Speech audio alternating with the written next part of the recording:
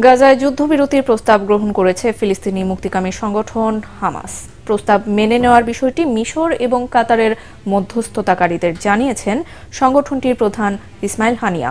তবে হামাসের সাথে আলোচনা চালিয়ে যাবার পাশাপাশি রাফায় হামলা অব্যাহত রাখার ঘোষণা দিয়েছে ইসরায়েল।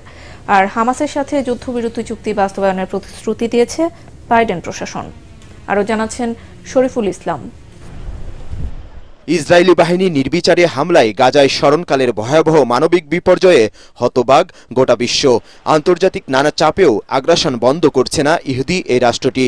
এ অবস্থায় মিশর এবং কাতারের মধ্যস্থতায় গাজায় যুদ্ধবিরতিতে রাজি হয়েছে ফিলিস্তিনি স্বাধীনতাকামী সংগঠন হামাস। সংগঠনটির রাজনৈতিক শাখার প্রধান ইসমাইল হানিয়া কাতারের প্রধানমন্ত্রী শেখ মোহাম্মদ বিন আব্দুল রহমান আল থানিকে ফোনে তা নিশ্চিত করেছেন। হামাস কাতার ও মিশরের মধ্যস্থতায় যুদ্ধবিরতি মেনে নিয়েছে, তবে ইসরায়েল বলেছে তারা রাফায় সামরিক হামলা চালিয়ে যাবে। এখন বল ইসরায়েলের কোর্টে, সেখানেই যুদ্ধবিরতি কার্যকরের বিষয়টি ঝুলে আছে। যুদ্ধবিরতিতে হামাস রাজি হওয়ার খবরে উল্লাসে মেতে ওঠেন গাজার বাসিন্দারা। রাস্তায় নেমে আনন্দ মিছিল করেন সাধারণ ফিলিস্তিনিরা। দুঃখের পরে একটা আনন্দের অনুভূতি। আমরা অনেক ভয়ের মধ্যে ছিলাম। সৃষ্টিকর্তার কাছে শুকরিয়া আদায় করছি। হামাসের যুদ্ধবিরতিতে রাজি হওয়ার খবরটা অসাধারণ আনন্দ। ইনশাআল্লাহ এটা আমরা কার্যকর দেখতে চাই। এদিকে গাজায় যুদ্ধবিরতি চুক্তি বাস্তবায়নে মার্কিন প্রেসিডেন্ট জো বাইডেন প্রতিশ্রুতি দিয়েছেন বলে জানিয়েছেন মধ্যস্থতাকারীরা।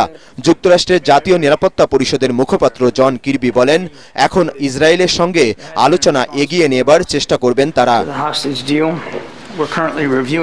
যুদ্ধবিরতি চুক্তিতে হামাসের কাছ থেকে সাড়া পাওয়া গেছে, আমরা তা পর্যালোচনা করছি। এই পরিস্থিতিতে তিনি কিছু বলতে চান না, যাতে একটি চুক্তিতে পৌঁছানোর সম্ভাবনা যেন নস্যাৎ না হয়। তবে জিম্মিদের ফেরাতে হামাসের সাথে আলোচনার পাশাপাশি রাফায় হামলা অব্যাহত রাখার ঘোষণা দিয়েছে ইসরায়েলি প্রতিরক্ষা বাহিনী।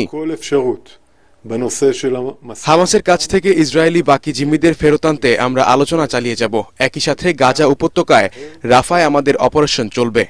গাজায় যুদ্ধ বন্ধ করতে ইসরায়েল সরকারের উপর চাপ তৈরির জন্য রাজধানী তেল আবিবে বিক্ষোভ অব্যাহত রেখেছেন সাধারণ ইসরায়েলিরা। হামাসের সাথে যুদ্ধবিরতিতে রাজি হতে নেতানিয়াহু সরকারের প্রতি আহ্বান জানান তারা। শরীফুল ইসলাম, এটিএন বাংলা।